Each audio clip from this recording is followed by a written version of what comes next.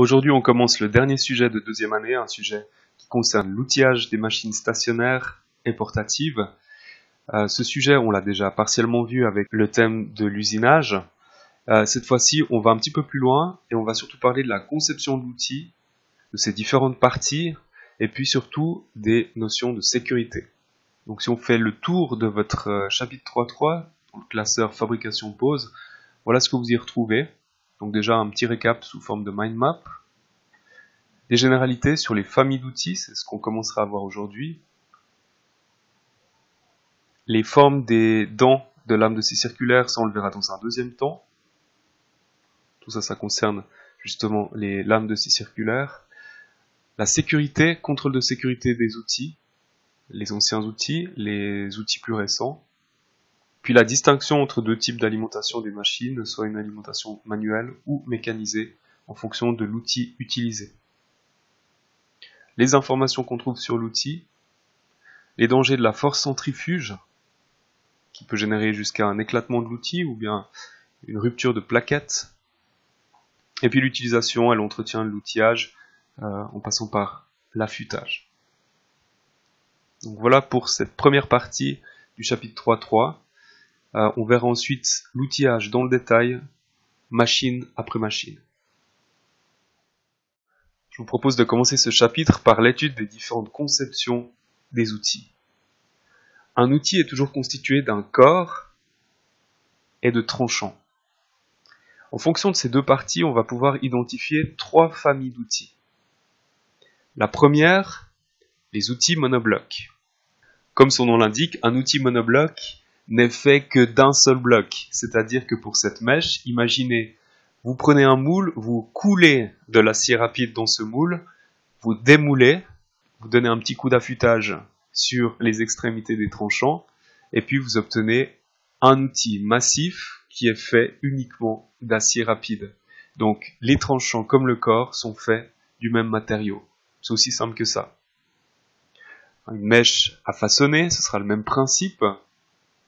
Et puis les vieux outils de toupie qui traînent peut-être encore à l'atelier, qui ne devraient pas parce qu'ils ne sont plus aux normes, on verra par la suite pourquoi ils ne sont plus aux normes, sont faits aussi du même matériau. Ça peut être par exemple ici de l'acier outil ou de l'acier rapide qui constitue l'ensemble de cet outil, le corps comme les tranchants. Donc on parle ici d'outils monoblocs. Première famille. Deuxième famille des outils à mise rapportée.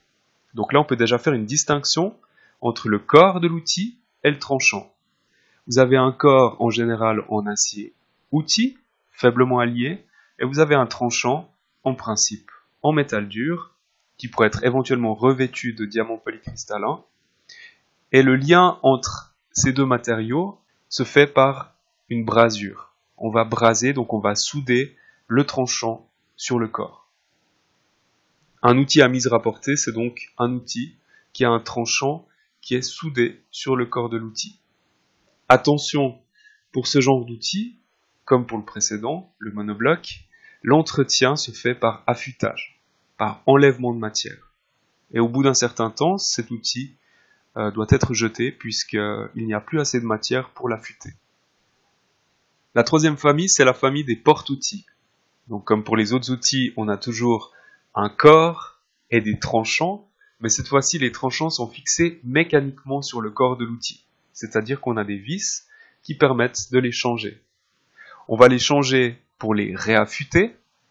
Là, vous avez un porte-outil dont les couteaux sont réaffûtables. On les confiera à un affûteur. Et puis, vous avez une autre famille des porte-outils dont les tranchants sont réversibles. C'est-à-dire que ici, ces petits araseurs peuvent être tournés 2 fois. Les tranchants ici, vraisemblablement 4 fois.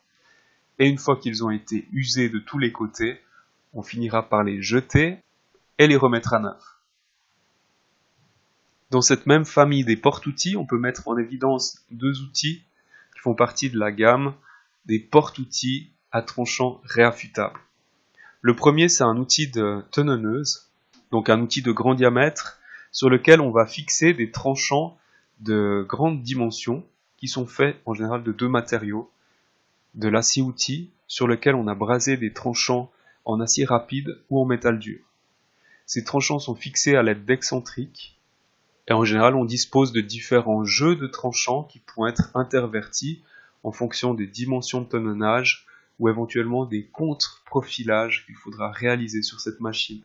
Dans le même ordre d'idée, on a ce qu'on appelle le porte-outil universel, à tranchant également réaffûtable, qui comporte plusieurs profils pour un même porte-outil. C'est pour ça qu'on l'appelle universel. Avec un seul outil, vous pouvez faire différentes moulures. Et puis pour chaque moulure, vous avez forcément 2 tranchants qui seront affûtés par un professionnel. Il faut qu'ils soient parfaitement ajustés l'un à l'autre, qu'ils prennent tous les deux la même quantité de bois et de la même manière. Et puis vous avez aussi pour des questions de sécurité ce qu'on appelle un limiteur de passe. Le limiteur de passe empêche une trop grande prise de matière et limite les éventuels rejets de pièces ou la gravité des blessures en cas de contact avec l'outil. Donc là, il s'agissait de 2 porte-outils à tranchant réaffûtables. Dans cette même famille des porte-outils, on a vu qu'il existait une deuxième gamme, la gamme des outils dont les couteaux sont réversibles et jetables. Pourquoi ces outils sont de plus en plus fréquents dans nos ateliers ? Eh bien, c'est qu'ils présentent beaucoup d'avantages. Le premier avantage, c'est que le système est très simple d'utilisation.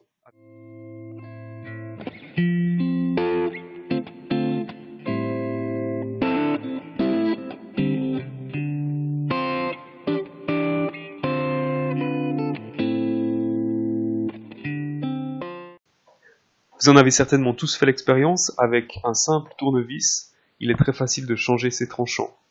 Le logement étant adapté à leur forme, ils se positionnent automatiquement au bon endroit. Donc c'est très rapide, c'est simple d'utilisation, on est donc autonome au niveau de l'entretien de ces outils.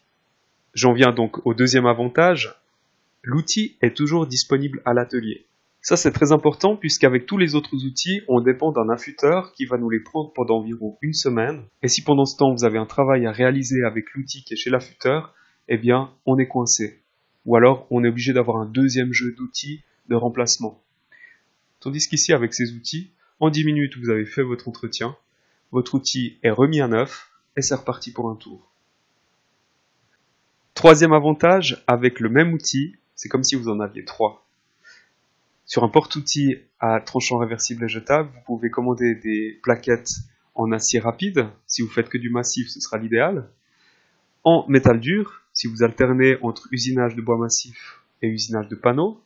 Ou alors, si on est sur la CNC, qu'on désire avoir un haut rendement, là, on pourra utiliser des plaquettes en diamant polycristallin. Quatrième avantage, si tout d'un coup, vous avez une dent sur ce tranchant, et que cette dent génère un défaut important sur les pièces usinées. On ne peut pas continuer comme ça. Sur un outil traditionnel, il faudrait le confier à l'affûteur qui affûterait les 4 tranchants.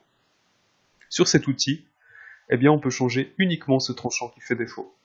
Donc la gestion de l'affûtage peut se faire tranchant par tranchant. Cinquième avantage, durant leur vie, ces outils restent toujours très précis. À chaque fois qu'on change leur tranchant, c'est comme si on les remettait à neuf, comme s'ils venaient de sortir d'usine. Alors c'est peut-être pas forcément très utile pour ces 2 outils-là, mais imaginez un outil qui doit fournir un travail extrêmement précis, comme ici, façonner un contre-profil qui sera parfaitement ajusté au profil. Avec un outil traditionnel, au fil des affûtages, on va perdre de la précision. Et petit à petit, les outils ne permettront plus un ajustage précis du contre-profil sur le profil. Avec un porte-outil à couteau réversible et jetable, cette précision sera constante, quel que soit l'âge de l'outil. Jusqu'à présent, pour un porte-outil, on disait que les tranchants étaient fixés mécaniquement sur le corps de l'outil, donc avec des vis. Ici, on est face à un cas particulier. Il s'agit d'un arbre de rabotage avec des tranchants réversibles et jetables, mais qui ne sont pas fixés à l'aide de vis. Ces tranchants sont fixés grâce à l'effet centrifuge.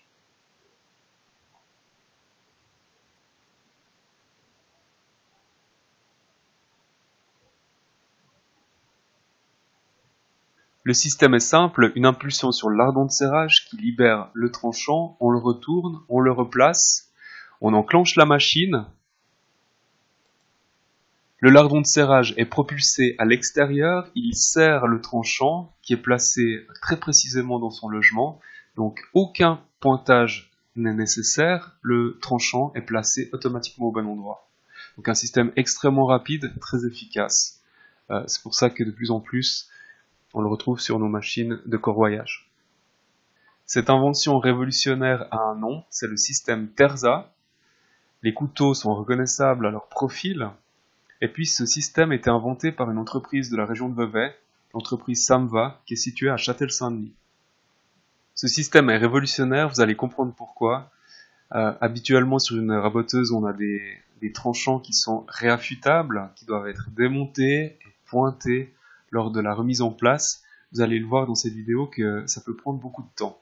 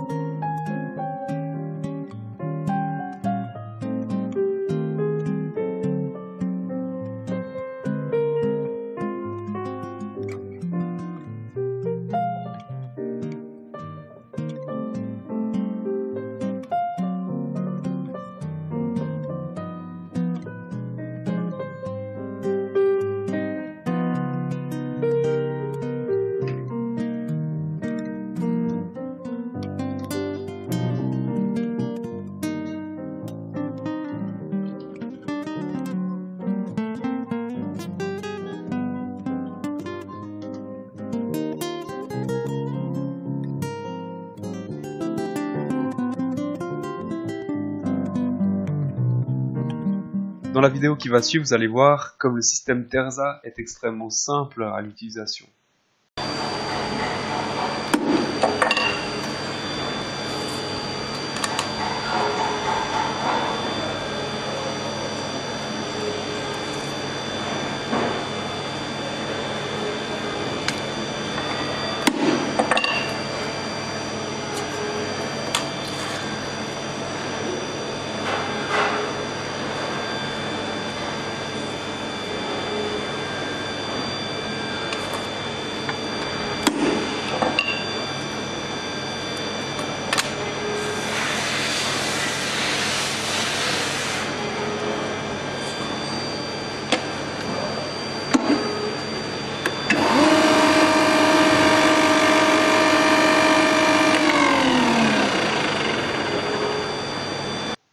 Donc aucun pointage, aucun serrage, c'est la force centrifuge qui fait tout le boulot à notre place.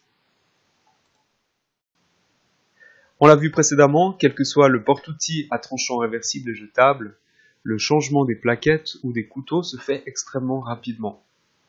Il faudra toutefois passer un petit peu de temps pour effectuer un nettoyage du logement du tranchant. Si on ne le fait pas et qu'on laisse des résidus de résine au fond du logement de la plaquette et qu'on vient y fixer un tranchant, on va le serrer tout naturellement. En le serrant, le tranchant risque de se fendre. Alors ce ne sera pas forcément des fentes visibles, ce sera souvent des micro-fissures dans le métal dur qui est fragilisé. Ensuite, vous posez l'outil sur la toupie, vous usinez du sapin qui comporte quelques nœuds et au contact d'un nœud, le tranchant va voler en éclats. Donc ça peut être extrêmement dangereux. Tout ça, je vous le rappelle, à cause de malheureux petits résidus de résine insignifiants, comme on le voit ici. Donc les conséquences peuvent être dramatiques, c'est vraiment une question de sécurité, puisque ces plaquettes vont voler en éclats, en plusieurs morceaux. Là on n'en a que 4, mais ça peut être bien plus. Et puis ces petits morceaux vont se loger dans votre corps, dans vos entrailles. Et là le chirurgien devra, à l'hôpital, utiliser un détecteur de métaux pour vous les retirer. Donc extrêmement dangereux. En plus du nettoyage, il faudra manipuler ces outils avec une grande délicatesse, c'est-à-dire toujours les déposer sur des surfaces tendres, un bout de panneau, du bois massif, du Sagex, et éviter de les lancer sur la table de la toupie en fonte. Ça va de soi. En plus de ça, au niveau du serrage de ces tranchants, on ne peut pas les serrer n'importe comment. Alors souvent on utilise un tournevis avec son petit manche. La force de serrage est limitée. Pour être sûr de serrer à la bonne force, on parle de couple. Un couple de serrage, c'est une force de serrage. On peut aussi utiliser une clé dynamométrique. Quand vous remplacez une pièce de suspension, assurez-vous que vous respectez les couples de serrage recommandés par le fabricant. Une clé à choc ne le permet pas. La clé dynamométrique utilise une détente à billes et un ressort dans la tête de la clé qui émet un clic dès que le niveau de serrage réglé est atteint. Une clé à choc ne donnera pas cette indication et le serrage n'est pas contrôlé. Après le clic, cessez de serrer.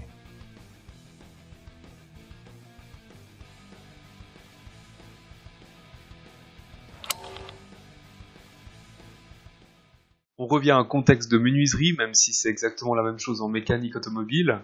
Pour serrer nos petites plaquettes en métal dur, deux possibilités, soit le tournevis qui accompagne votre outil, qui limite les possibilités de serrage, avec un tel manche, on ne peut pas serrer comme des bourrins, ou alors la clé dynamométrique qui vous permettra de respecter le couple de serrage qui est indiqué par le fabricant. Ce couple de serrage, il se règle à l'aide de cette petite molette, et puis il se lie sur ce petit cadran. Encore une petite précision, même si le logement de la plaquette est parfaitement propre, il y a quand même un risque de micro-fissure dans le cas d'un serrage trop important de celle-ci. En conclusion, un serrage suffisant mais modéré avec ce genre d'outil, ou alors un serrage précis avec une clé dynamométrique. Une petite parenthèse sur le rôle des tranchants, ça va de pair avec la conception des outils. Sur la plupart des outils, on peut observer deux types de tranchants. On a ce qu'on appelle des araseurs, qui vont délimiter la coupe, et puis on a des tranchants principaux, les videurs, qui vont enlever le gros de la matière. Les araseurs jouent un peu le rôle du trusquin, qui incise la fibre et l'empêche d'éclater. On l'avait vu dans le chapitre usinage, un outil avec des araseurs limite la formation d'éclats sur le champ de la pièce. Les araseurs vont au-delà, alors là c'est un peu exagéré sur mon dessin, mais ils vont au-delà de la coupe des videurs, au-delà de la coupe principale. Ce sont les araseurs qui rentrent en premier en contact avec la pièce. De ce fait, on a la garantie que la fibre soit incisée avant que le reste du bois soit enlevé. Une deuxième parenthèse, mais toujours en lien avec la conception de l'outillage, les jeux d'outils. Pour ceux qui fabriquent de la fenêtre, vous avez certainement vu dans votre atelier plusieurs outils empilés les uns sur les autres, le tout fixé sur un arbre. On peut identifier différents types d'outils, des outils à battue, à rainure, à profiler. Et ces outils sont superposés afin de faire un usinage bien déterminé, typiquement de la fenêtre. Donc ce ne sont pas des outils qui seront séparés les uns des autres pour d'autres travaux, ce sont des outils à usage déterminé, donc que pour une utilisation bien précise. Vu que ces outils sont souvent utilisés pour de la série, donc des usinages à haut rendement, on va tâcher d'obtenir une surface de coupe très propre. Quand on fait de la série, on va éviter de devoir passer des heures à poncer toute la production qui a passé par les outils de fraisage. On espère, à la sortie de ce fraisage, que les surfaces soient déjà prêtes à la finition. Pour améliorer la qualité de coupe, on a recours à un système de serrage hydraulique. Comment ça fonctionne? Alors sur l'arbre qui porte vos différents outils à usage déterminé, vous avez un alésage qui va pouvoir s'expanser. L'expansion va être provoquée par la mise sous pression d'un liquide hydraulique, en l'occurrence de l'huile minérale. Cette expansion est provoquée par le serrage d'une vis, qui va se serrer à l'aide d'une clé. Cette vis va pousser ce liquide, qui lui à son tour va faire gonfler des parties qui s'expanseront de manière parfaitement régulière. Et donc du coup, votre arbre porte-outil sera parfaitement centré à votre arbre de machine. Pour un serrage traditionnel, il faut avoir conscience que les outils qu'on pose sur la toupie et qu'on vient serrer avec un écrou ont un mini-jeu qui permet leur introduction sur l'arbre. Ce mini-jeu nous empêche d'obtenir un centrage parfait de l'outil sur la toupie. Du coup, si on a un outil à 4 tranchants, il y en aura toujours un qui sera plus à l'extérieur que les autres. Donc, dans une pièce qui est usinée, où les 4 tranchants vont enlever du bois, seul un tranchant fera la finition. Seul un tranchant atteindra la profondeur de passe maximale. Les autres resteront à quelques dixièmes de millimètre au-delà de cette surface. Donc finalement, c'est comme si on obtenait une finition qui serait faite par un seul tranchant.